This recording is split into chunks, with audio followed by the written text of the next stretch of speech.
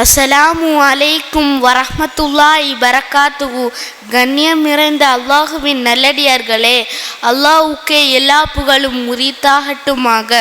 அவனது சாந்தியும் சமாதானமும் நம் அன்பு நபி முகமது நபி ஸல்லல்லாஹு அலைஹி வஸல்லம் அவர்கள் மீதும் அவர்களை பின்தொடர்ந்த ஒட்டுமொத்த சஹாபாக்கள் சஹாபிய பெண்மணிகள் மீதும் குறிப்பாக இங்கு ஒன்று சேர்ந்திருக்கின்ற நம் அனைவரின் மீது உண்டாகட்டுமாக.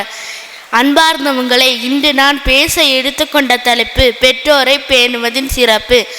இந்த உலகத்தில் எந்த ஒரு மனிதனும் பெற்றோர் இல்லாமல் பிறக்க முடியாது. குறிப்பாக ஒரு தாய் தன்னுடைய குழந்தைக்காக எண்ணற்ற கஷ்டங்களை அனுபவிக்கிறாள். வயிற்றில் சுமக்கிறாள், தூங்காமல் இருக்கிறாள், பல தியாகங்களை செய்கிறாள். பிரசவ நேரத்தில் உயிர் போகும் அளவுக்கு வேதனைப்படுகிறாள். அந்த குழந்தை பிறந்த பிறகும் அந்த தாய் இரவு பகலாக விழித்திருந்து வளர்க்கிறாள். தன்னுடைய சந்தோஷத்தையே விட பிள்ளையின் சந்தோஷத்தையே பெரியதாக நினைக்கிறாள். அதனால்தான் அல்லாஹ் கூறுகின்றான், மனிதனுக்கு பெற்றோருக்கு நன்மை செய்யும்படி நாம் கட்டளையிட்டோம். அன்பார்ந்தவங்களை, பெற்றோரை பேணுவதை பற்றி நம்முடைய இஸ்லாமிய மார்க்கம் மிக அழகாக கற்றுத்தருகிறது. பெற்றோரை சீ என்று கூட கூறக்கூடாது.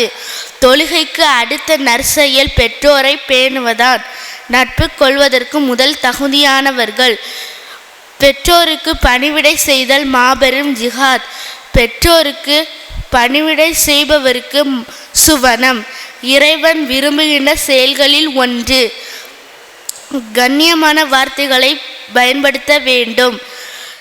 அன்பார்ந்தவங்களை, இன்று பலர் பெற்றோர்களை மதிக்காமல் நடக்கின்றனர்.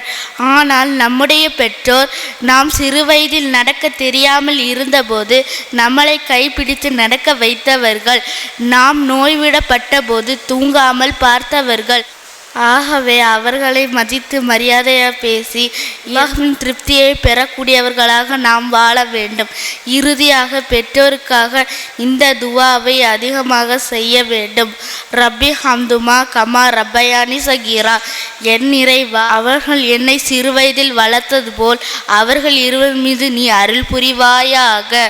அல்லாஹ் நம் அனைவருக்கும் பெற்றோர்களை நன்றாக பேணக்கூடிய பாக்கியத்தை தருவானாக.